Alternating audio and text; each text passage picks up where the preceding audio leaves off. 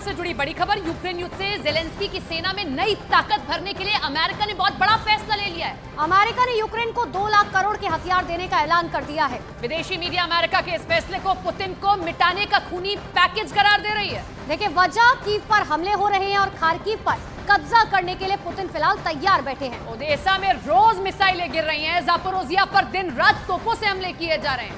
और ऐसे ही अटैक को देखकर बाइडेन को इस बात का एहसास हो गया कि अब ज़ेलेंस्की से कुछ होने वाला नहीं है। ऐसे ही हमलों को रोकने के लिए बाइडेन ने $21 बिलियन ज़ेलेंस्की को देने का फैसला कर लिया है।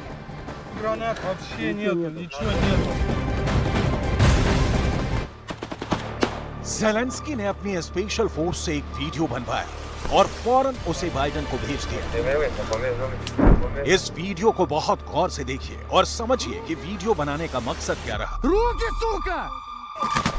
Давай, давай я иду. Броню снимаем, я сказал, блядь. Гранат вообще нет, ничего. ये पूर्वी बखमूत का वीडियो है और यहाँ यूक्रेन की स्पेशल फोर्स ने रूस के एक अड्डे को घेर कर मारा है। रूस के सैनिक रंगे हाथ पकड़े गए हैं और फिर देखिए क्या हुआ। Сказал, блядь.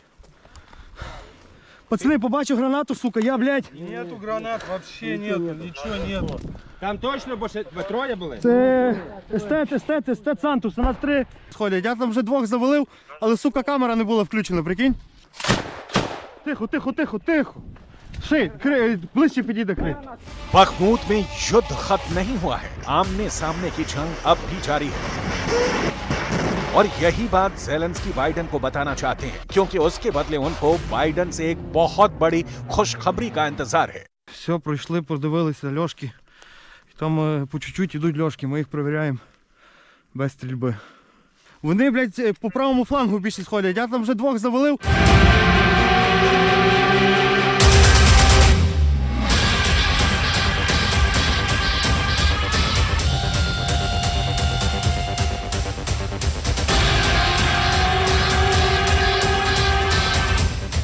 रूस के छुपे हुए सैनिकों को यूक्रेन अब चुन चुन कर मार रहा है।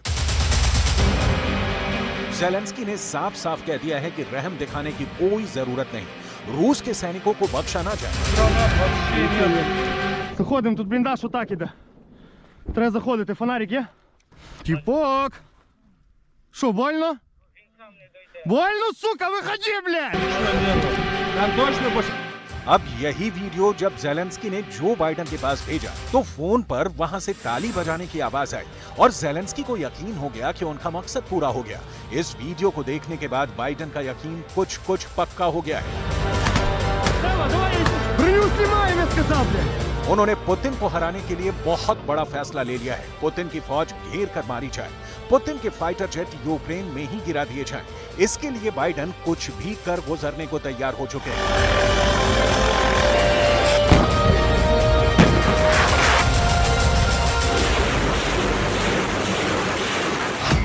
ज़ेलेंस्की को बचाने के लिए अमेरिका अब कंगाल होने को तैयार है। ज़ेलेंस्की को बचाने के लिए अमेरिका अपना सब कुछ दांव पर लगाने को तैयार, और इसीलिए अब अमेरिका ने ज़ेलेंस्की के बैंक खाते में $21 मिलियन से ज्यादा की रकम डालने का फैसला किया है। रुपए में बदलेंगे तो ये रकम 1,75,000 करोड़ यानी 1.25 लाख करोड़ रुपए होंगे, जो अब ज़ेलेंस्की को मिल सकते हैं। 1,75,000 करोड़ रुपए से बाइडेन पुतिन को रोकना चाहते हैं, रूस को हराना चाहते हैं, वो नाटो को पुतिन के गुस्से से बचाना चाहते हैं।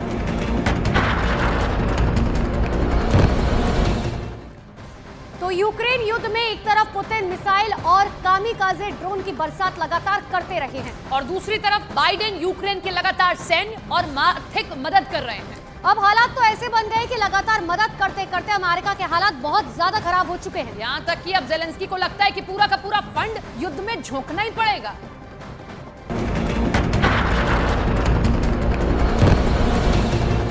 कीव पर हमले हो रहे हैं, खार्किव पर कब्जा करने के लिए पुतिन तैयार बैठे हैं। ओडेसा में रोज मिसाइल गिर रही है, जापोरोजिया पर दिन रात तोप से हमले हो रहे हैं।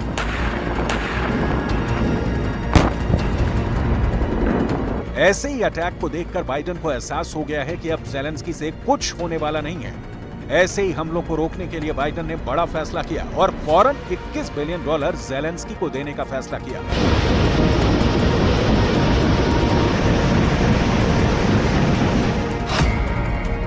इसमें से $13 बिलियन ज़ेलेंस्की को युद्ध करने के लिए दिए जाएंगे, जबकि $8 बिलियन यूक्रेन को फिर से बनाने और राहत के काम के लिए दिए जाएंगे। लेकिन हालात तो ऐसे हैं कि ज़ेलेंस्की को लगता है कि पूरा का पूरा फंड अब युद्ध में झोंकना पड़ेगा।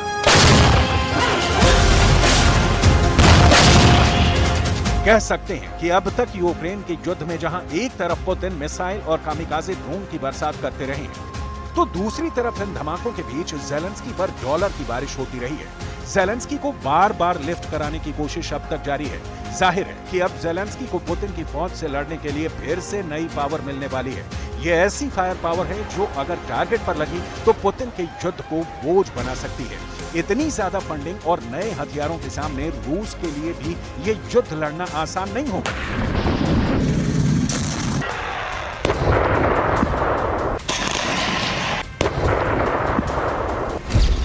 ऐसे में सवाल है कि क्या यूक्रेन का युद्ध अब 2023 के आखिर तक चलेगा और क्या 2024 में भी रूस के साथ जंग जारी रहेगी?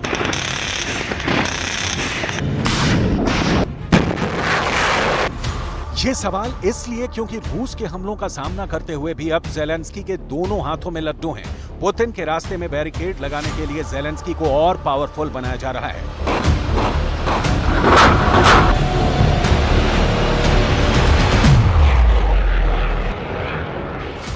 व्हाइट हाउस की बजट निदेशक शालंदा यंग ने कांग्रेस को एक चिट्ठी लिखी है, जिसमें कहा गया है कि यूक्रेन को बचाने के लिए फौरन बड़ा कदम उठाना पड़ेगा।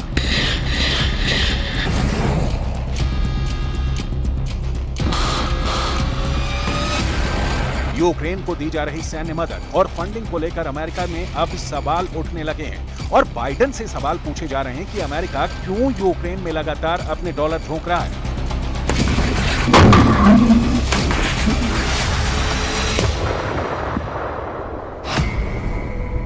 इस वर्ष APNORC के एक ओपिनियन पोल में यह बात सामने आई थी, जब 48% लोगों ने यूक्रेन को फंड देने का समर्थन किया था।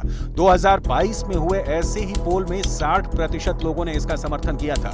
यानी यूक्रेन की मदद करने को लेकर अमेरिका के लोग अब ज्यादा समर्थन नहीं कर रहे।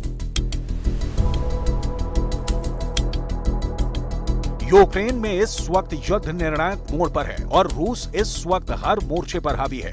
खेरसोन को वापस हासिल करने के बाद से ज़ेलेंस्की कोई बड़ा कमाल करके नहीं दिखा पाए हैं और अमेरिका के लोगों को भी ये लगने लगा है कि यूक्रेन एक ऐसा कुआं बन चुका है जिसमें निवेश करने से कोई फायदा नहीं है। उनकी रकम डूबनी तय है क्योंकि ज़ेलेंस्की ज्यादा वक्त तक रूस को नहीं रोक पाएंगे।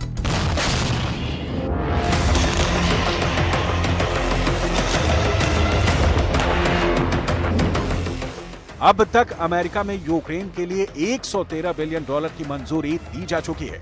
$113 बिलियन का मतलब है 9,35,000 करोड़ रुपए।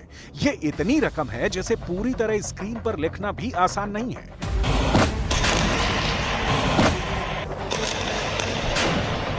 यूक्रेन युद्ध के लिए इस फंडिंग का मतलब है कि इसमें ज़ेलेंस्की के लिए हथियार भी हैं, वहां रिकंस्ट्रक्शन का बजट भी है, आम लोगों की मदद भी है। एक तरह से ये यूक्रेन के गोद लेने जैसा है और उसकी आड़ में रूस से युद्ध लड़ना है, जिसे पुतिन बार बार कह चुके हैं कि नाटो अब यूक्रेन में रूस से जंग लड़ रहा है। उनकी टक्कर यूक्रेन से नहीं बल्कि नाटो के हथियारों और उसकी फौज से हो रही है।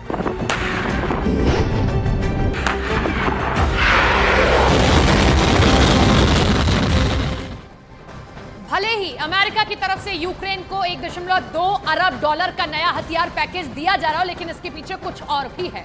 देखिए, पुतिन यूक्रेन के कई टुकड़ों में तोड़ने का उसे प्लान बना चुके हैं और इसीलिए यूक्रेन के अलग अलग शहरों में ताबड़तोड़ हमले लगातार हो रहे हैं। हालांकि दावा तो ये भी है कि नई मदद के बाद ज़ेलेंस्की एक बार फिर से रूस पर बड़ा पलटवार कर सकते हैं।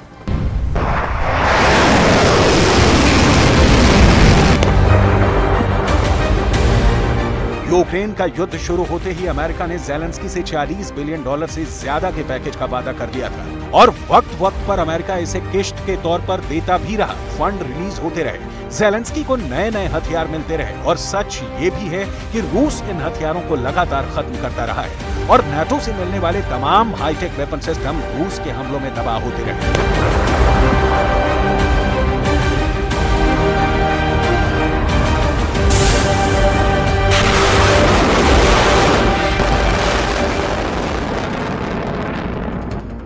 इससे पहले युद्ध को लेकर बाइडेन ने मई में बड़ा ऐलान किया था। तब उन्होंने युद्ध के इस आग में पेट्रोल डालने का काम किया और इससे यूक्रेन का युद्ध और भड़क गया। युद्ध और लंबा खिंचने लगा, यूक्रेन में और तबाही होने लगी, लाशों के नए पहाड़ तैयार होने लगे।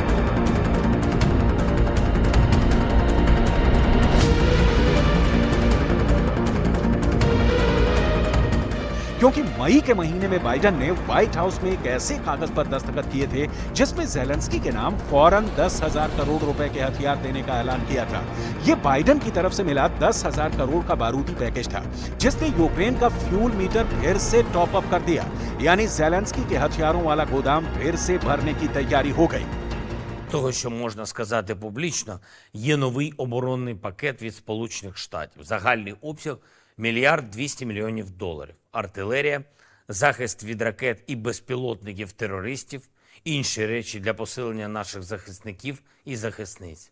Дякую президенту Байдену, Конгресу, обом партіям та кожній американській родині за незмінну підтримку і за американську силу, яка додає нам міцності.